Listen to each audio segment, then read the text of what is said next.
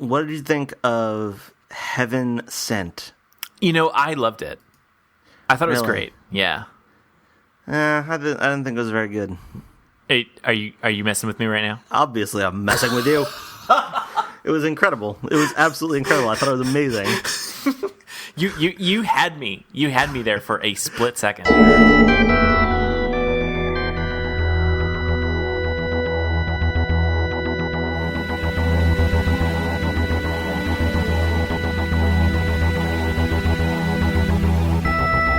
I'm Tom Dickinson, And I'm Louis Midas, and this is the Cloister Room. a podcast about Doctor Who and other things.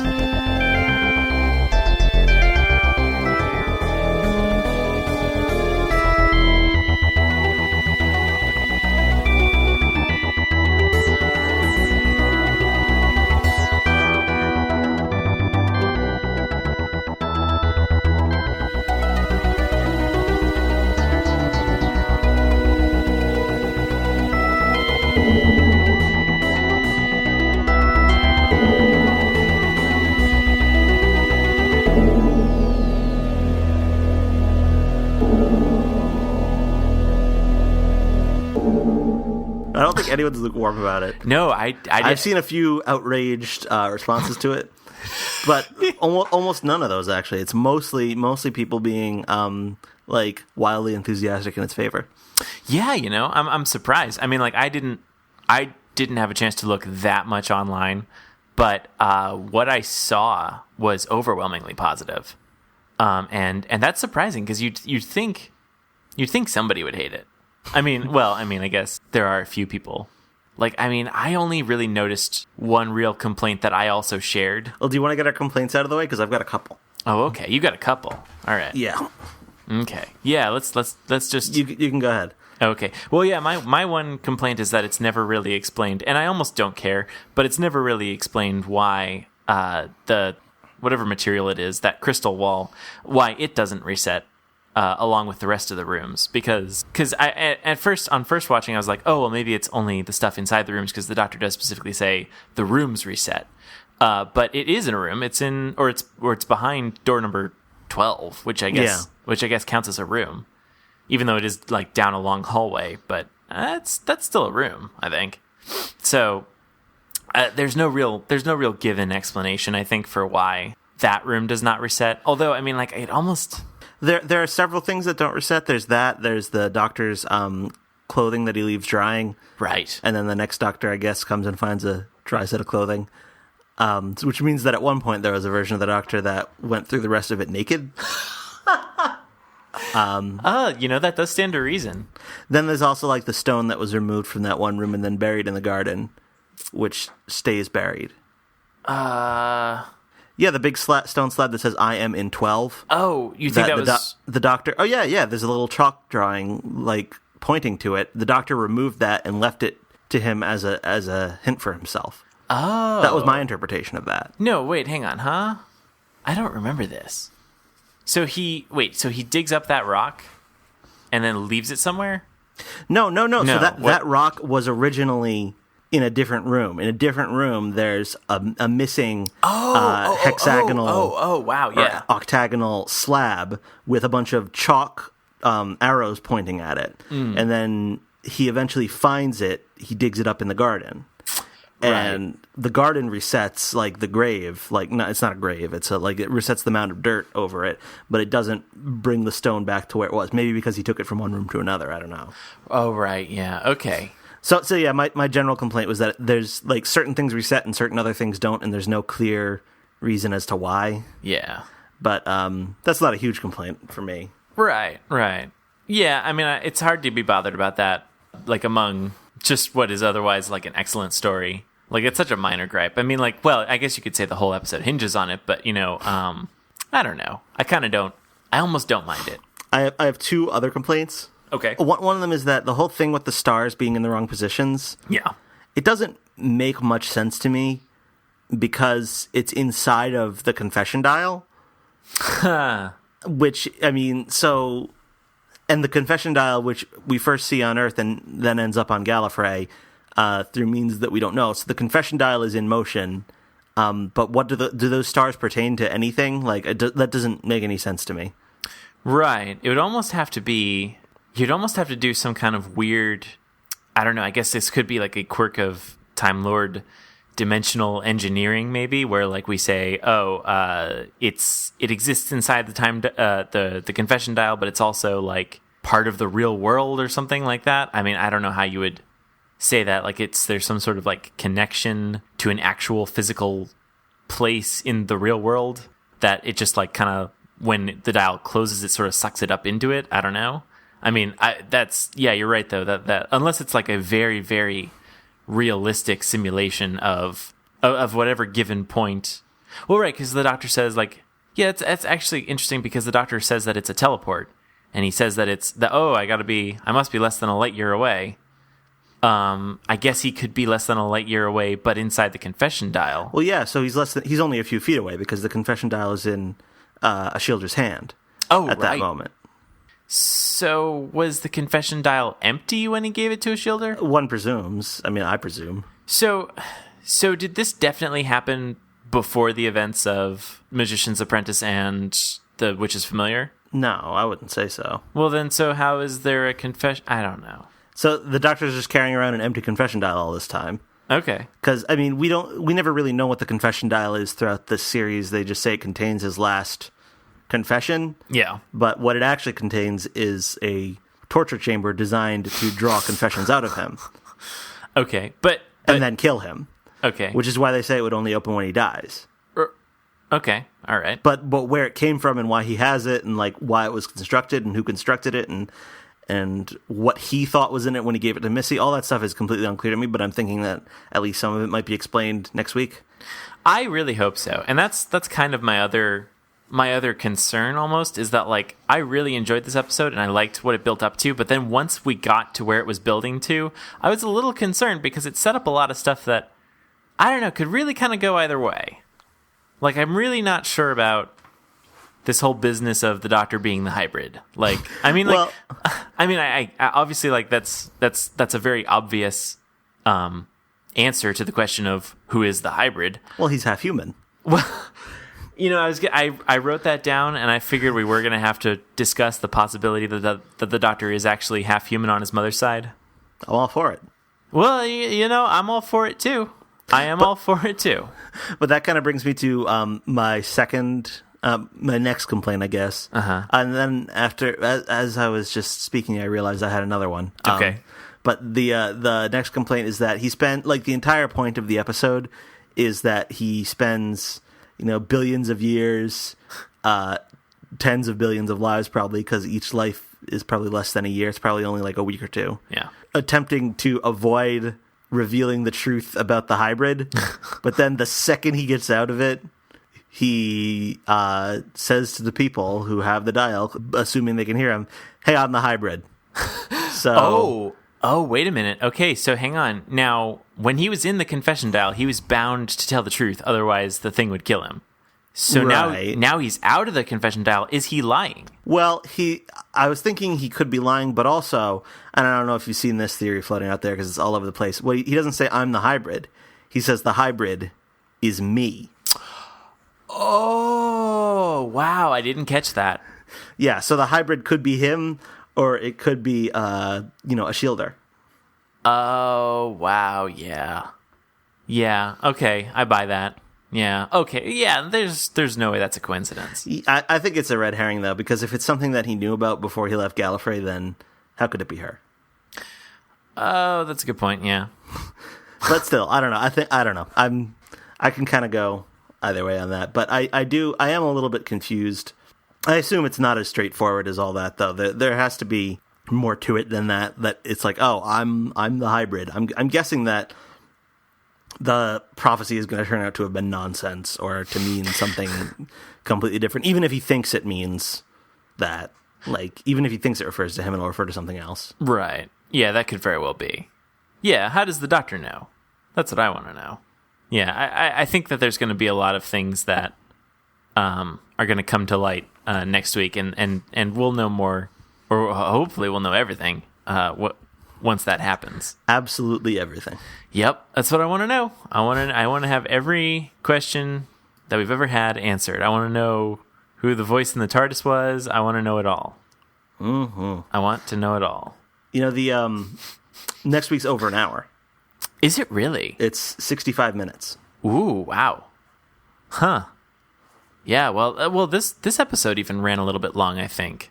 It was 55, I think. Oh, right. Yeah. Yeah, so yeah, wow, we're getting a lot of... Yeah, so this is a rather generous helping of a finale. Yeah, I would say so. I mean, that's an extra, half hour. Yeah, wow. Yeah, so I think next week is going to cover a lot of ground, and it's almost like useless to try and speculate as to what's going to happen. But I mean, we can still do it because it's fun. But well, yeah, because I mean, we knew basically nothing about it until this past weekend, and I've seen there are two different trailers. Oh, really? I don't know if you've seen them both. I mean, I saw the Next Time trailer. Yeah, there's another one as well that has Really? some significantly different stuff in it. Huh. Yeah, I have no idea where it's going from here, and that's how I like it. Yeah, I mean, like that's one of my favorite things is when the Next Time trailer is just filled with stuff that is so disjointed. There's no sense even trying to make some semblance of sense out of it. So I appreciate that. Did you know in advance that Gallifrey was going to be involved? Well, it's kind of a weird thing because I don't know if you remember this, but I told you that I thought I had read a spoiler, but I couldn't remember what I had read. Yeah. As the episode was unfolding and they were getting towards the end, I was like, "Oh, wait a minute! I think that the thing I read was something about the Time Lords coming back," and so I was like, "Oh, okay, so maybe it's that." And so yeah, I was kind of like, my own brain spoiled me as I was watching it, so it was kind of like an annoyance. I mean, like I'd done such a good job not remembering it right up until that moment. Like a couple weeks ago, the synopsis for Heaven Sent came out, and it said, the Doctor's all alone. He's stalked by a creature called the Veil, but if he can find his way through, Gallifrey is waiting. Right. And then the next episode synopsis says, it goes so far as to say, like, the Doctor is on Gallifrey, is like just mentioned in the synopsis. So, yeah, and I was thinking, if that's what they're willing to say, I wonder what it is they're holding back. Right. We're complaining about, and I would definitely consider that a spoiler. Like I would be super annoyed had I actually, I didn't actually read the synopsis, but I just remember reading people talking about it, which was enough, basically. Because if you're going to spoil something about, like if the synopsis is going to cover anything, you'd think like the synopsis, if it's going to like drop something like that, you'd expect like the promise of Gallifrey, I guess, to be announced like before the opening credits. Like there'd be something like the Doctor would say to himself like, I wonder if this is the gateway to Gallifrey or something, and then the opening credits would start or something like that. And then like that would be an acceptable spoiler because like you would have known during the cold opening anyway that it was Gallifrey. So like that's not even like that big of a deal. But like something that's like basically like that's supposed to be, it does, like I mean the whole episode is like basically shot in such a, that whole final scene is shot in basically a way to like have it like the camera pans around and then look, it's Gallifrey and that's supposed to be like a big reveal. Like there's no way that you were supposed to have actually read the synopsis. Yeah, I think it could be just because the ratings have been low for the season. They that's really let that slip. Yeah, that's really disappointing. Yep. But yeah, that's the thing. That's the thing is like we're coming at it from that idea. But like, what if there is something even bigger that like we're supposed to be that this is just like distracting us so that we don't actually anticipate an even bigger reveal coming. So I mean, we know that it's going to have Gallifrey. We know it's going to have Ohila from the Sisterhood of Karn. Mm-hmm. We know the general from the Day of the Doctor's in it. Oh right, yeah. Other than that, I basically don't know anything. Well, now and in the Next Time trailer, Me made an appearance too, didn't she? Yeah, I forgot which trailer that was in, so I didn't say it. But yeah, yeah. No, she was in this one. So yeah. If you anyone who's seen all the way through to the end of this episode has had that revealed for them. Yeah, I don't know. Like, how would I find this other trailer you speak of? I mean, is it the BBC Twitter account was tweeting it, like the Doctor Who official Twitter account was tweeting it. You know, I don't know if this makes me a bad fan, but I do not actually follow the official BBC Twitter account. That's perfectly fine. I mean, sometimes it's a little annoying, but... Yeah, I don't know. I mean, like, that's kind of the thing is that... well, it also seems like the BBC Twitter account will do things where, like, immediately after the episode finishes airing in the UK, they'll tweet something that's kind of a spoiler. Yeah. So that's annoying.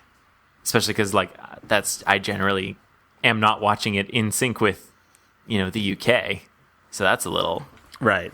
You know, yeah. So I think maybe it's just the safer choice for me. Well, I always ignore Twitter until I can actually watch it. So right. Well, yeah. And I mean, like that's a good method too. Although, like, I will just like absent-mindedly take out my phone and like the Twitter live tile is like right at the top of my phone start screen, and so like I just tap that absent-mindedly all the time. Like if I'm just like not thinking.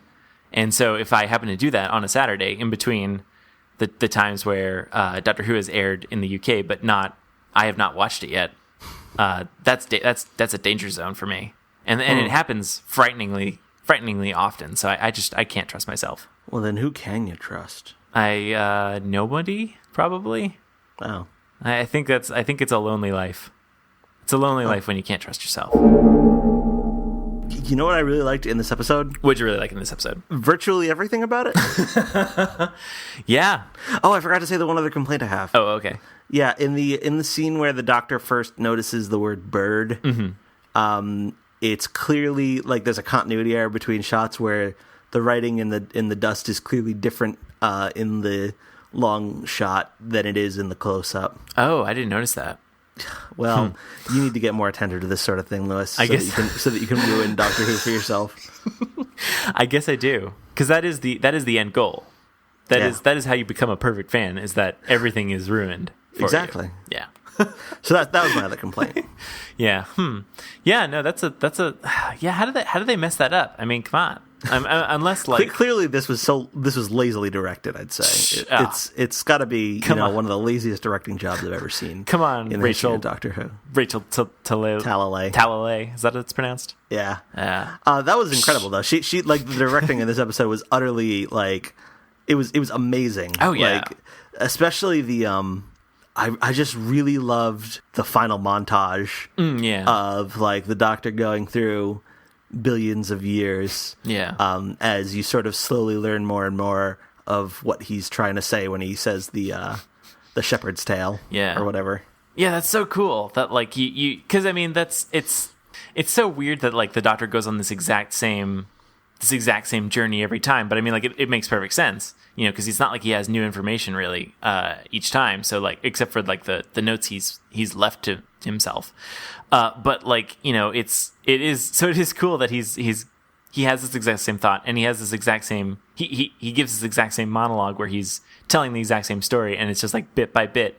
You can tell the passage of time by like how far he gets telling the story, and that's just like such a cool little touch. Like that's just so cool. Like oh yeah, like I mean just it was so good. So much of this was just so good. Yeah, I loved it. I mean, like, complaints aside, I just thought this was so good. Yeah, the directing was good. The music was really good. I especially like, there's like an 80s throwback kind of synth thing in the scene where the Doctor's examining Clara's portrait. Yeah, I loved that. That was so good. Yeah. It seems like Murray Gold had a lot of fun with this one. Oh, I'm sure he must have. I would like... They probably won't do this, but I would like it if on like the DVD or Blu-ray they could just do like an isolated score track, so you could watch it with just the music and no dialogue or sound effects. Oh yeah, because I think that would be an interesting thing to see. Yeah, I bet that's like probably super easy to do with like just a combination of modern technology and also Blu-ray. I'm guessing like you could just have like a separate audio track that would just let you do that. That would be so good. Well, I guess that is actually really easy even with DVDs, but. You know, that would be so nice for them to do. Yeah, I don't think they will, though. Probably not. All it would take is, like, moving a few sliders down. I mean, come on. Yeah. Just move those sliders, guys. Those sliders. Yeah, and obviously Peter Capaldi was absolutely excellent. Oh yeah. Yeah, and I kept thinking that he couldn't top himself, especially after the Zygon inversion. Oh yeah. But this just actually kind of leaves that in the dust, in my opinion. Oh yeah. Oh man, yeah. Capaldi is so good. I want him to stay forever. I do too. But here's the thing: will he be able to top this? I don't think so. I think this is it. Like this has got to be. But like, oh my, it's so I keep good. thinking that. I know. But he's so good. It's really a shame. It's like I don't understand how the ratings could be down. Like, because is not everyone else seeing what I'm seeing? I think it's just, one thing is that it's on later. People are watching it on iPlayer instead. Things like that. But and I do think the reaction to this was very good. Mm-hmm. I'm curious to know what the appreciation index is going to be. Right. But yeah, I do think that this was, if there's any justice in awards, this will win them. Yeah, absolutely. It's such a weird and different thing for Doctor Who to do. I mean, like, not to say that like this is like super groundbreaking, like all across the board or whatever, but like I don't know, like it's such a weird. It's so weird that this is like the first part of a finale is like it's just the Doctor all by himself. It's one of those things where like it really takes time to. I don't know. There's so much breathing room, and it's so nice. Like, I mean, I feel like we've kind of had that all season, but like, it's so nice to have it here, where like we spend so much time on what's basically like a holding area to get to the actual finale. Like, I mean, there's like the Doctor just spends, he spends eons, but like, we spend 45 minutes with the Doctor just by himself trying to figure out where he is and how to get to who's really behind this. And so like we don't really, because the thing is like I guess we know that the finale has something to do with the hybrid. Well, yeah, it has to do with the hybrid, but like, that's about it. I mean, like we know the Time Lord. I guess we know the Time Lords were behind it, but that's about it. Like, there's really a lot we don't know, and like this, like I mean, at least last season we knew that the Master had come back as Missy, and that she had teamed up with the Cybermen, and we didn't really know what her plot was or her plan was. And we didn't know how the Doctor was going to fix it, but at least we kind of knew generally like what was happening. Whereas like we don't have any idea like what the hybrid is going to be.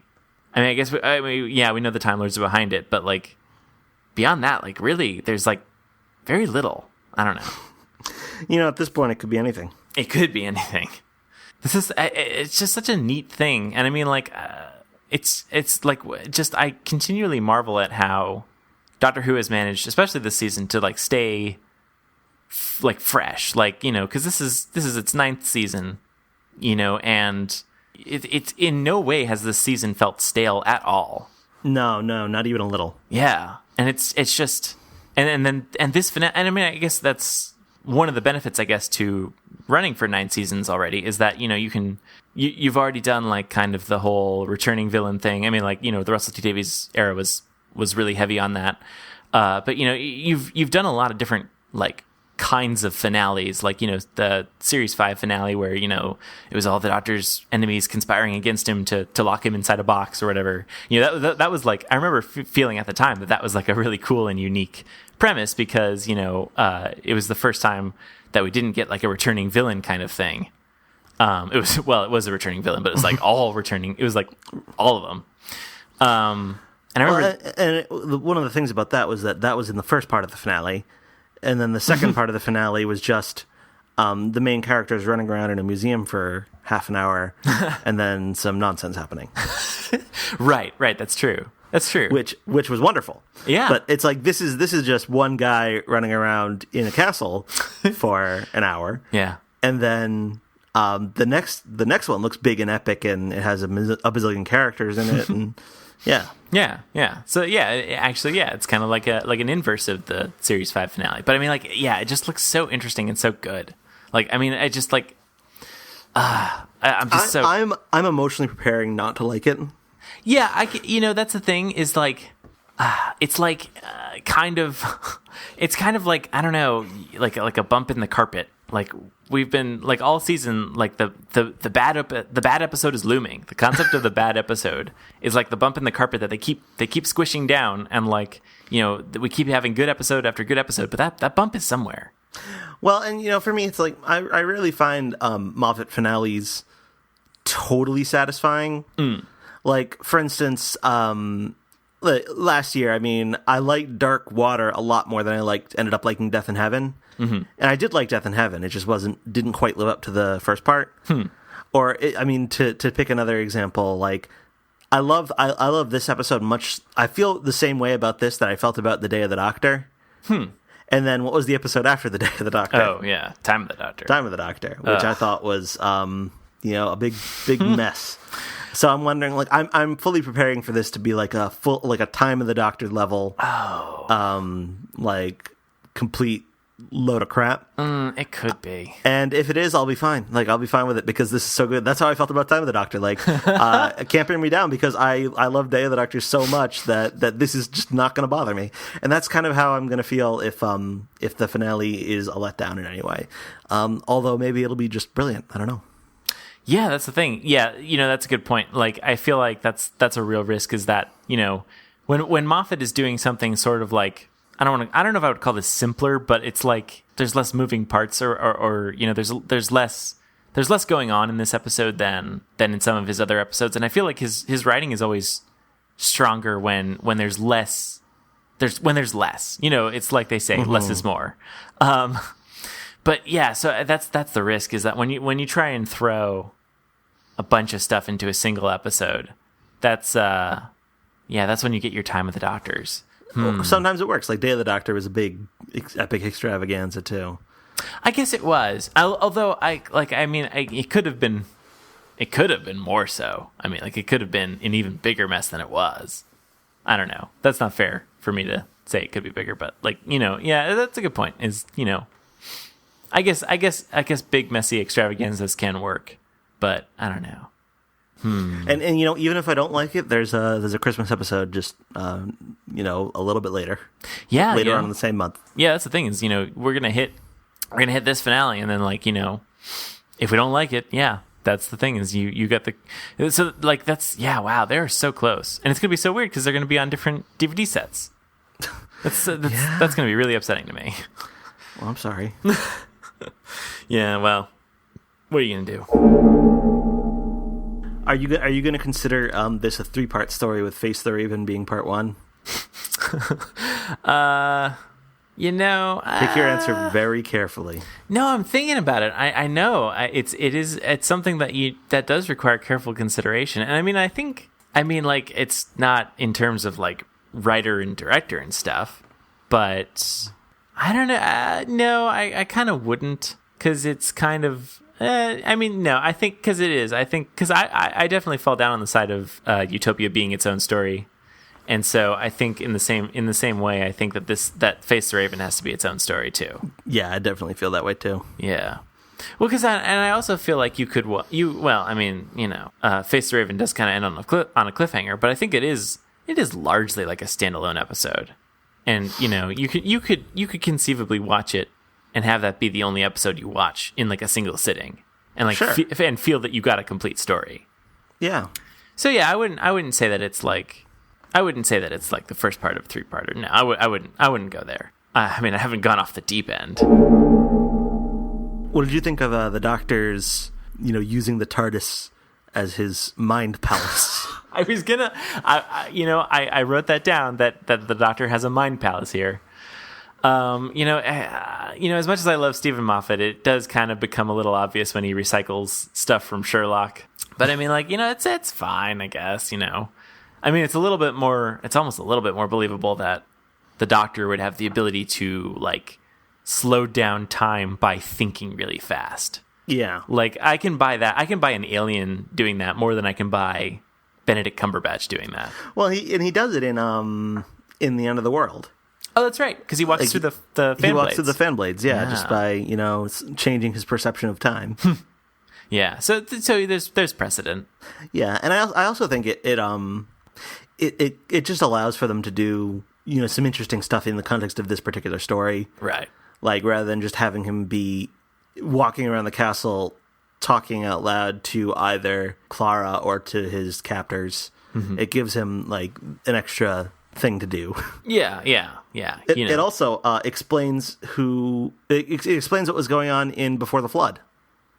Oh yeah, hey, yeah, it does, huh? Look at that. Because that's what he was doing. He was so at some point during the action of Before the Flood, he's having this this moment where he imagines himself in the TARDIS ranting about who wrote Beethoven's Fifth. Right. So do you think he doesn't actually have a magpie amp? Do you think that's just his imagination? No, he probably does, because he's imagining what's really in the TARDIS. Well, Clara's not really in the TARDIS here. Or is she? Whoa. You never know. Or he's imagining things that have actually been in the TARDIS. Okay, fair enough. And people. All right. Yeah.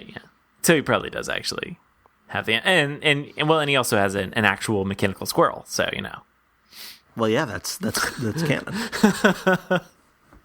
But yeah, huh? Yeah. So that makes a lot of sense. I don't know at what point the Doctor would have needed to slow down time to think about things, but maybe he doesn't have to slow down. He doesn't have to slow down in order to enter this mind palace thingy. Maybe he just do it. He can go at whatever speed he wants. Yeah, it could be he's allowed to speed up, slow down, pick it, whatever fits the situation at hand. Yeah, it's like a multi-tool. That's right. Yeah. So yeah, that's that. Yeah, I like that. I like that explanation. I like how that basically answers not really a question that we had about Before the Flood, but it sort of enriches Before the Flood. Yeah, and possibly also listen. I don't know. Oh, could be. Yeah, that'd be even creepier though. Is if the quote unquote monster from Listen is only in his mind. Although, although maybe that's appropriate. Maybe because it is only in his mind. So that adds an extra layer to it. I like his little telepathic trick with the door, though. That's cute. Yeah. I mean, could he do that the whole time? He could just telepathically interface with doors to convince them to open?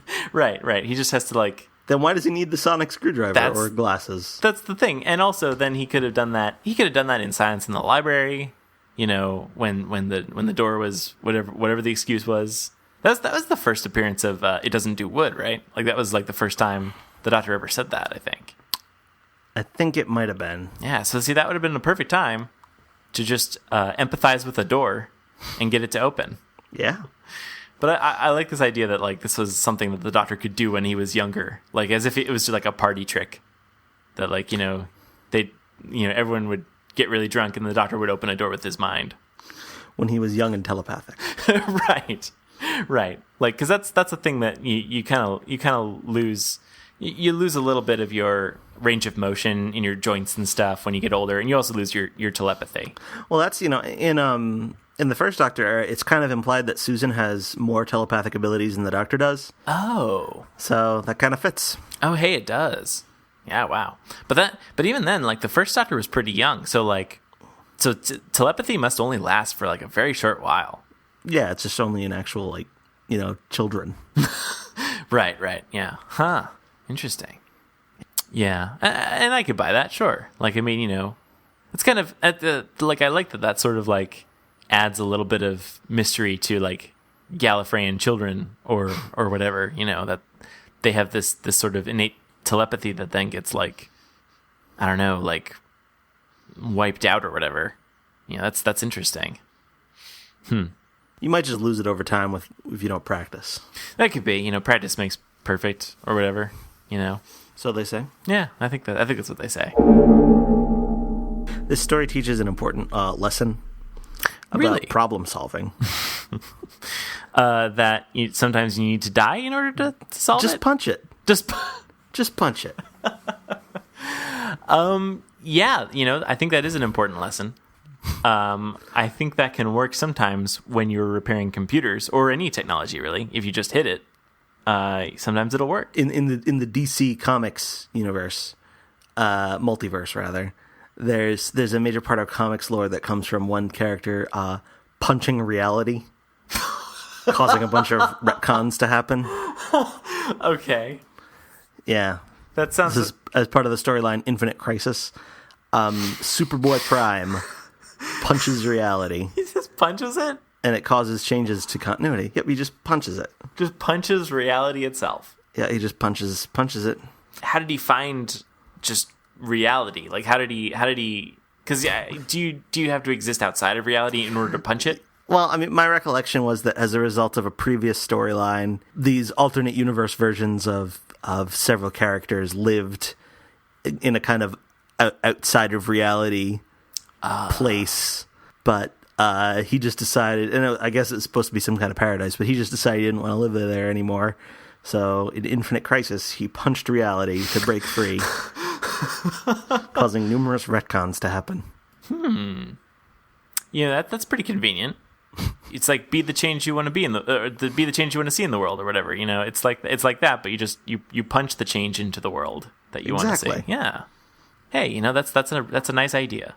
I think, you know. It's a very nice idea. So yeah, the moral of the story is like, be like the Doctor. His main way of solving problems is just to punch them until they go away.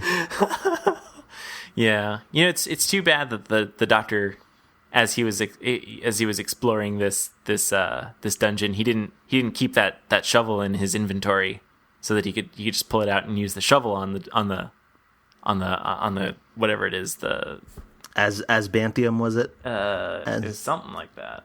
Yeah. Spantium. 400 times harder than diamond. I don't know. I guess what we can conclude from this is that the Doctor has fists that are harder than 400 times diamonds. So he's got really, really hard fists. I don't know if they need to be harder if you do it, you know, many times over the course of billions of years. That could be. Yeah, it's like water always wins. That same thing, you know. Exactly. You know, it's like how do you make the Grand Canyon is just by running some water through it. Did you understand at first what he was trying to do? No, I didn't. I just thought it was funny that he was just punching a wall. Yeah, me too. It was not until you saw the visible like dent into the wall that I realized, oh my god, that's what he's doing. Yeah. Like for me, it was like that combined with him getting a little bit further into the story. That was the point, which was like, oh, he's something's different now. He's managed to extend time or whatever, or well, you know, I mean, functionally that's what happened because he was deeper into the wall, so it took longer for the veil to shuffle towards him. So he was getting closer is the thing. So that took a while to dawn on me, but yeah, that was part of it. Is like that was like the cool thing is like the moment in the montage where it's like, oh, that's what he's doing. That's like it's so good. So I think it's interesting that the Doctor can feel when he has time traveled.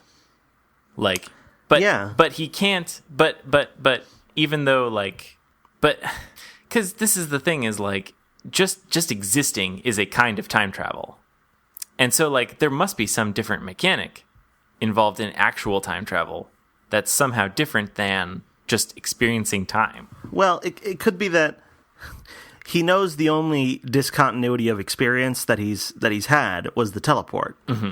And he knows that the teleport is not a time travel device. Well, because he identifies the technology at the beginning.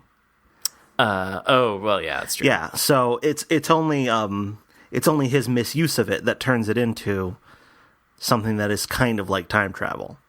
Right. Well, it's more of a time capsule than time travel, or not capsule. It's like cryogenic, but without a body or cold temperatures, more or less. Yeah, but yeah, it's true. It's like well, and presumably there would be a delay even with the best of teleports because the thing has got to analyze what it's being sent and then reproduce it.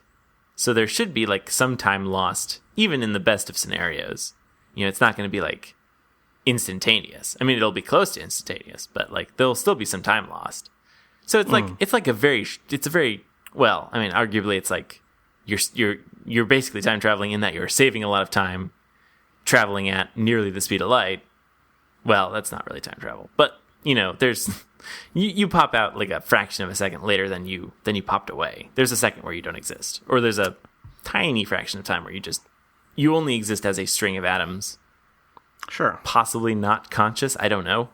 So the Doctor must have like some kind of internal clock, I guess, well, no, I guess he could. Well, I don't know. Something like that. I mean, he's able to track seconds. True. But he really just does that by tapping. Yeah. But he's able to do it with a high degree of accuracy, which I can't do. Right, yeah. I mean, like, that's the thing is, maybe I'd be able to do for a few minutes, but then, like, my rhythm would be a little off, and I'd probably, like, forget about what I was doing. I'd be distracted by something, I'm guessing, and then I'd have to start all over. It would be terrible. He's good at staying focused like that. There's in a video game that I reference often, apparently, Majora's Mask. There's a mini game that involves you, the player, have to accurately count seconds. Oh wow! In your head. Oh wow! And press a button when you think. I think it's 10 seconds, or it might be more than that. Have passed, and I'm very bad at it. And it's always like, oh, it's been 15 seconds, or oh, it's been 7 seconds. That seems like that would be so easy to cheat, though. You just like have a clock nearby. Yeah, but what if you don't? Well, I mean, I guess then maybe Majora's Mask is not a game for you then if you don't have a clock. Huh. If you don't own a timepiece of any kind. Well, maybe you're right. Did you notice the writing on the wall? I did. I noticed that on my first viewing, and I noticed it less on my second viewing. He never goes and reads that, and I was kind of waiting for him to do that. No, well, he it seems like he's looking at it. Yeah. But he doesn't read it. And what it is, did you ever pause it to try to see what it was? No, I didn't. It's the monologue from the opening. Like, as you come into this world, something else is born. It's the whole thing he says from the opening. Huh. But you never see him reading it or anything. That's weird. I mean, not like weird, but like, I thought that was going to be somehow significant. I thought that was going to like tell him. Because when I was first watching that, like, he's exploring the castle for the first time, or well, the 7,000th time or whatever. He's reading it, and I just kind of assumed, like, from the way from the way the story was going, that like, oh, this is going to be the moment where he reads this and finds out more information about where he is. But then that never happens, so that's kind of weird. Yeah, huh? Yeah, I completely forgot about that.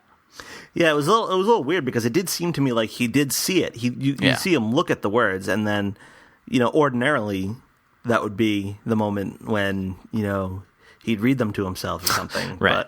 But it never happened. So I figured if it's important, we'll get to it later. And then we never did. And so on my second viewing, I paused it to see what the words said. That's really interesting. Yeah, I mean, I guess it's just kind of like a poetic thing or whatever. I mean, it's maybe there's like a scene cut where he did go back and read it or something, but because it was like, dubbed over the few opening shots or whatever, I guess they felt they didn't need to. Huh, I don't know. That's interesting. But yeah, that does seem weird that it's basically in there in the episode as like almost an Easter egg, except, an Easter egg that doesn't reveal anything odd. It's just like set dressing or whatever. I don't know. Right. That's weird. Huh. Yeah, I'd completely forgotten about that. Yeah, and you'd think like, oh, I don't know. I don't know. Maybe they just left it in so that people who like freeze frames every few seconds just to see if they're missing anything, it would go back and re-examine that and think that they were about to uncover something significant, but then actually it was nothing. I don't know. Yeah. Kind of like the doctor opening a door and finding a wall. Yes, exactly like that. I think the audience was supposed to empathize with him there. Yeah. Did you know about the skulls? About what's significant about those skulls? What do you like? You mean did I know it while watching the first time around, or do you now know? Well, they're all his, right? Yeah, they're all, well. I mean, no, like the skull prop. Oh wait, no. What, there's something significant about the prop? Yeah, but the actual props that they used for the skulls. They are actually modeled off of Peter Capaldi. Oh well, I kind of figured. Well, I mean, I was gonna say like I was pretty impressed with how closely they resembled his head. Because isn't there? Am I mistaken, or isn't there like a shot where like there's like a fading from one scene to the next, where like it's the shot is of the skull, and then it fades into a shot of Capaldi's face? Something like that, or vice versa. Okay, I forget which one it was, but yeah, I believe there is a shot like that. Yeah, and when that shot happened, I was like, wow, that skull like perfectly fits Capaldi's face. That's weird. and I mean, I mean, I kind of thought like and at that point I was like, is that his skull? Is that what that's supposed to be? And it turned out that was the case. I didn't know that was actually like legitimately modeled off of his head, although it makes perfect sense. Yeah, they took a cast of his head when they were doing the prosthetics for Under the Lake and Before the Flood for the Capaldi ghost hologram thing. Oh, yeah.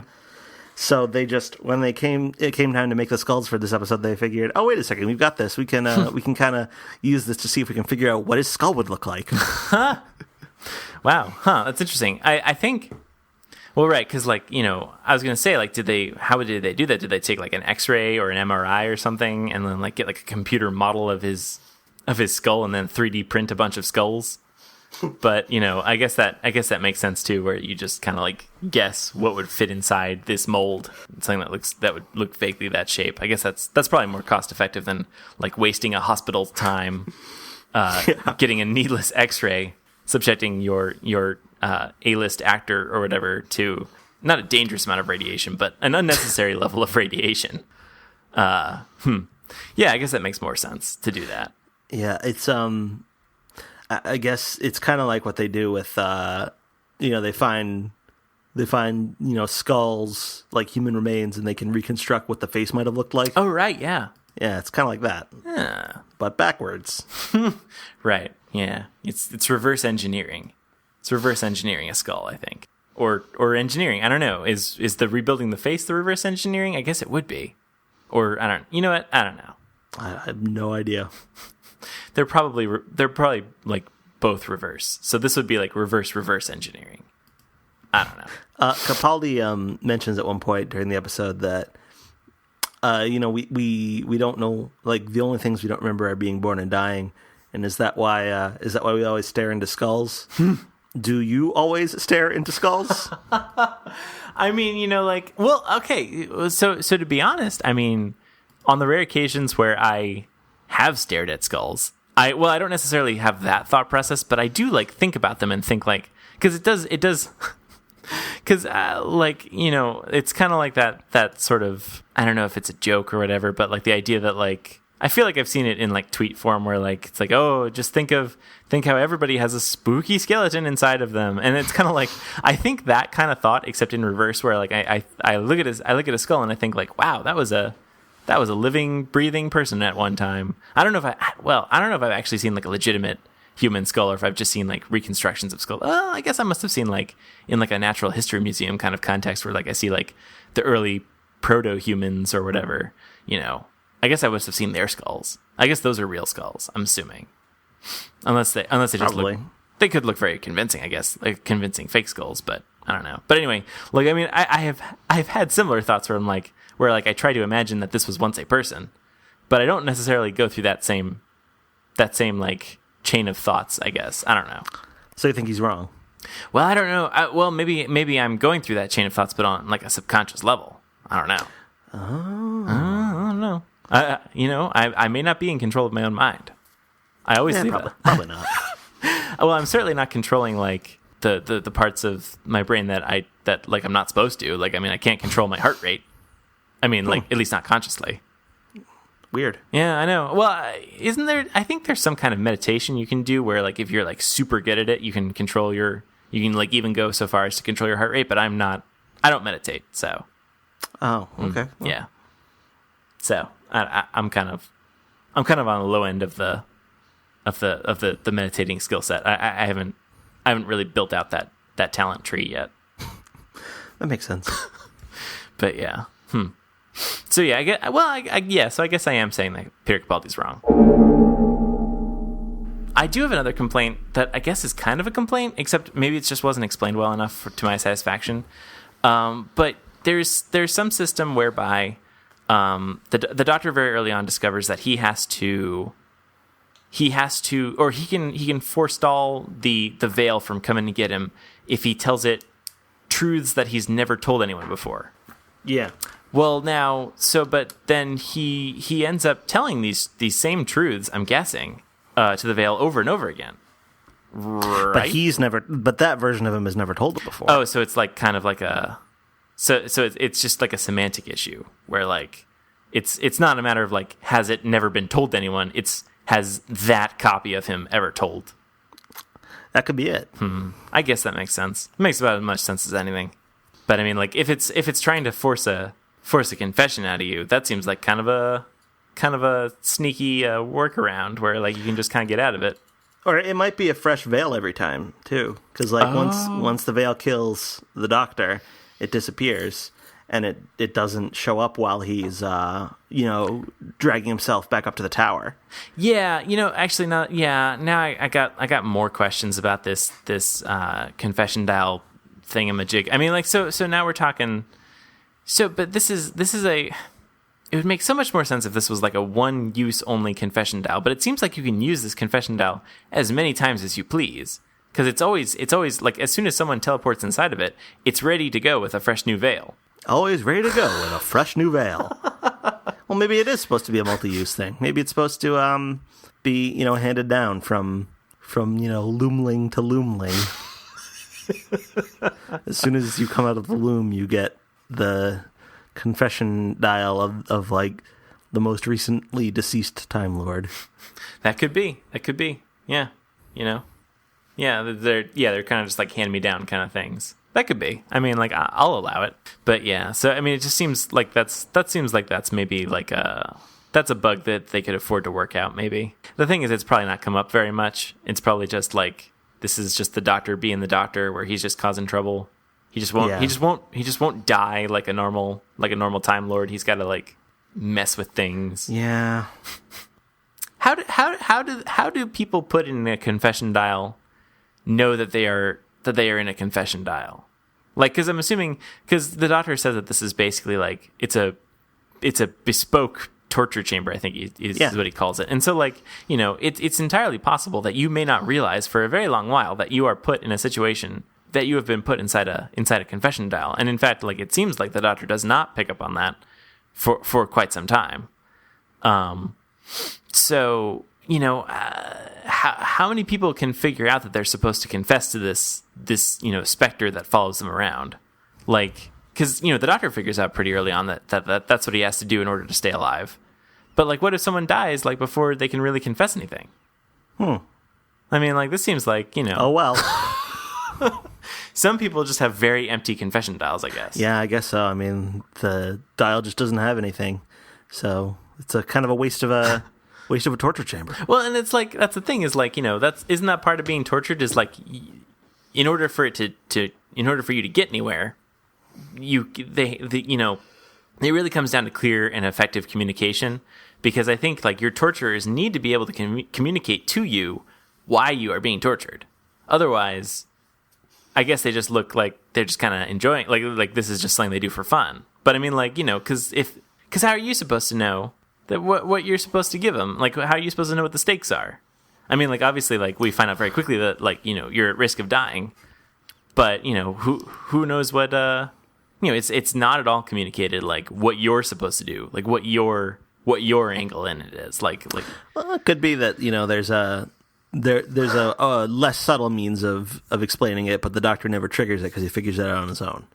Oh, I see. So it's kind of like in, that happens to me a lot in video games, where like I go down the wrong path and I'm like doing a bunch of stuff, and I don't realize until like an hour after playing that I was actually supposed to head this way and like pick up this item, and that triggers a whole quest or whatever, and that's like the start of the game.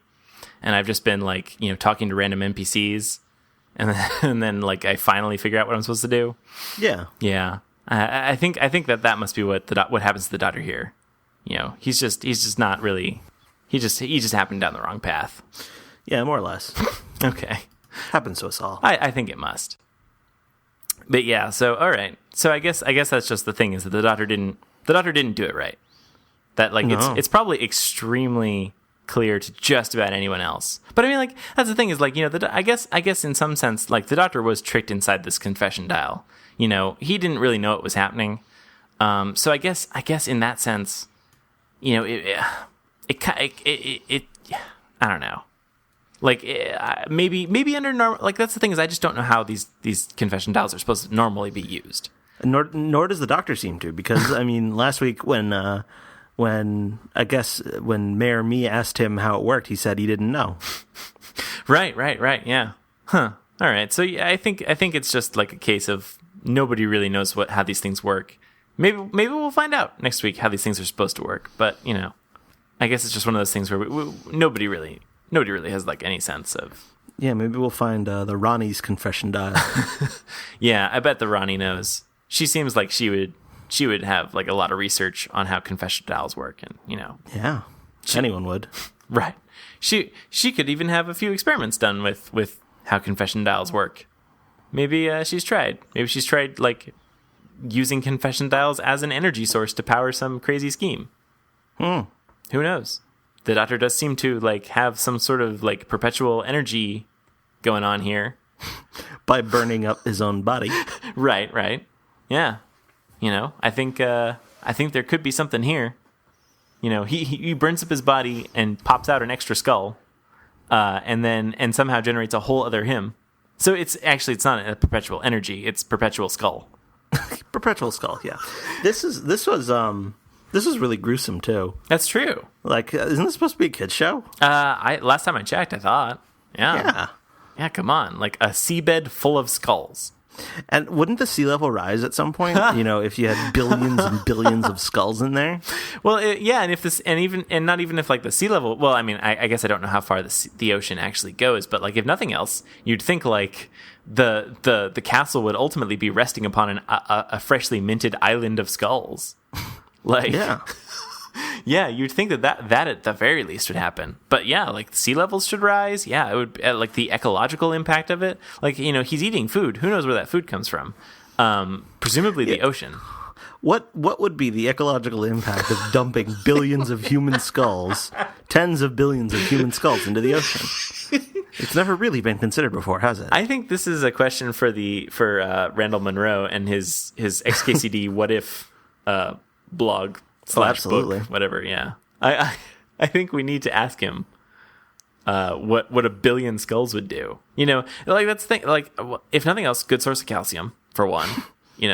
I think is it. Wait, no. Does it work the other way around? I have no idea. Probably not. Because I know calcium makes strong bones. I don't know if bones equal calcium. I guess maybe they don't. You know what? I know very. Thinking about it now, I know very little about bones. I have never really spent much time pondering the nutritional value of human skulls. I think it had to happen eventually, though. I mean, eventually you were going to have to think about it. I think, or Time Lord skulls, as it might be. Right. Well, yeah, and that's the thing is, or half human skulls. Yeah, I think that's the thing is we have to. Yeah, this is a really complex equation now because we got to figure in like human skulls, but also Time Lord skulls, and then like make like a 50-50 blend of them. Yeah, it's a hybrid. Yeah, Time Lord skulls, hybrid skulls. Who could really say? I wonder how many of those skulls they actually made. Well, right, because most of them are probably like CGI or whatever. Probably most of them, but we see at least 2 of them on screen at one time, right? Like there's 2 of them like bob up to the surface and then sink back down. So definitely at least 2, unless they splice 2 shots together somehow.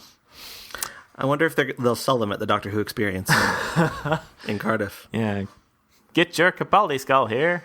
Yeah, like think about that. You could like fake Capaldi's death now. Oh, absolutely, and I intend to. Anyhow, how'd you like the veil? It was really creepy. Like, I mean, I think this is one of those cases where like, they don't have to go all out making a monster. They just like throw veils over what I imagine is an incredibly tall person and like have him go at it. It was the same guy who played Colony Sarf. Really? Yeah. Wow. Huh. Interesting. Multi-talented. Yeah. No, really talented guy. He can play many snakes and also a veil. Yeah, there's just no bound to his talent. Although it should have been a woman because the Doctor says that his nightmare creature that it was based on was a woman who died. Oh, that's right. Yeah. Huh. So interesting. So it's a female character. Yeah. There you go. You gotta figure. Yeah. Huh. But yeah, no, I thought it was like just creepy enough, and like I mean, like the part of the costume that could have been potentially the cheesiest or like least believable would be like the hands. But I thought they were like sufficiently creepy, and like it didn't really look like, oh, those are just rubber hands. This is ridiculous. I mean, they were probably rubber hands, but within the episode they seemed creepy enough, or at least I thought. Yeah, I love the part where the veil popped out of the dirt. Oh, that really freaked me out. Yeah, I have to say, like, that was like, that whole scene was pretty intense. Like even like when it was like hiding behind the door, and like the Capaldi just saw like it's just staring at a wall. I'm sure that's fine. And then he opens the door and there it is, and it's like it's kind of like it's almost like what you would expect, because you have horror movies where that scene literally happens, where like the monster or whatever, or Jason or whomever is like just like waiting behind a closed door, and just waiting just patiently for the main character to open said door. And so like I kind of liked that we actually got the perspective of the veil here, where like yeah, that's just what's happening. The veil is just chilling out behind a door waiting for it to open. Like that door must have been very cross. I think it was. I think it was very upset. I think you can say that safely. I mean, it was covered in flies. I mean, come on. That's no way for a door to be. I wonder if they use real flies. Well, I mean, it's possible, I guess. I mean, like, it's how easy is it to like corral flies? Like, I mean, can you have a fly wrangler? I hear that you catch more of them with honey than with vinegar. I've always wondered about that, because if you catch 0 flies with vinegar, then like you could also, like, as long as you caught 1 fly with honey, that's still catching more. But I mean, like, well, yeah. Can you catch flies with vinegar? Because I've always kind of assumed that flies would not care for vinegar. I mean, I have never I've never built a fly trap, so yeah, me neither. Yeah, I don't know how. Is there some? That's the thing, is like, you have like a trainer or whatever for like animals on set or whatever, so that they can like direct them or whatever. But like, how do you direct a fly? I mean, that's or like, are the if anyone could, it would be Rachel Talalay. Oh yeah, no, absolutely. I bet she would get those flies all in a line. She keeps those ducks in a row, or flies in a row, or whatever. But yeah, no, but yeah, but also like, they have that thing, like, where they say no animals were harmed in the making of this whatever, and obviously people care a lot about what happens to puppies and things, but like, do people care about what happens to flies? Like, are flies under the same strict guidelines where like you're not supposed to harm them during the filming? Is there a cutoff? I don't know. Probably not. Because that seems a little hypocritical. People care about puppies and whatever, kittens and all sorts of things. How dare people care about puppies and kittens? Well, I'm just saying, you should just swat them. Right. I think that's but I mean, like, all right, flies I guess are like a household pest. So I mean, maybe if something is in pest status, then you can treat it like however you want. But I don't know. Seems like it's hard to find a good puppy swatter these days. Yeah, well, that's the thing is, when you get like a puppy infestation, those are really hard to eradicate, because they get into the foundation and they just won't leave. Yeah, you pretty much have to just tear down the whole building. You just like have generally just to get at those puppies. Yeah, exactly. I guess like another thing that I guess I have to call it a complaint is that the Doctor seems to jump right to this hybrid talk. But are we seriously to believe that the Doctor doesn't have any other secrets? That like this hybrid thing is his last secret? I mean, like, all right, admittedly, like, he's never actually said his name. Well, I guess he told River. First of all, he thought somehow River knows it, and second of all, it seems like there's the circumstances under which he can say his name are somehow restricted. So it could be that I don't know, but maybe he just knows that he's in the middle of a season arc. He knows there's a season arc going on. So he just figures like, all right, this is another case of him just cutting right to the chase. where he's like, you know what, I'm tired of beating around the bush here. Let's just go right to what we both know you want, which is obviously this confession about a hybrid. So let's just cut right to the chase here. Mm-hmm. And I guess it's also possible that there are a bunch of scenes missing where the Doctor stalls the Veil by telling it just random secrets that aren't of any real significance to anybody, like the one time he cheated on like a math exam or something. Well, there would almost have to be those because when he goes to room 12, initially there's a wall there, and the wall, I guess, moves a little further back every time he tells a secret. Oh, yeah. Isn't that what happens? That's right. Yeah, that's true. Yeah, and so we don't really see all the secrets he tells it. Yeah, this is a really weird system for getting a confession out of somebody. I mean, like, I guess it makes sense that you would give them like a little bit of a reward each time, because that's like what you're supposed to do with an interrogation, or at least that's what I've been led to believe watching, like, World War II POW movies, is like, that's what they do is, when they're really like, trying to force a confession out of you or force information out of you, they give you stuff to make you feel like you're on their side, or so that you want to give them more and stuff like that. So you give them a little bit of reward, but it just seems really weird once again that the doctor has to figure this stuff out for himself, and I don't know. Confession dials are weird. I guess they sure are. I guess that's the long and short of it. Is just confession dials are weird.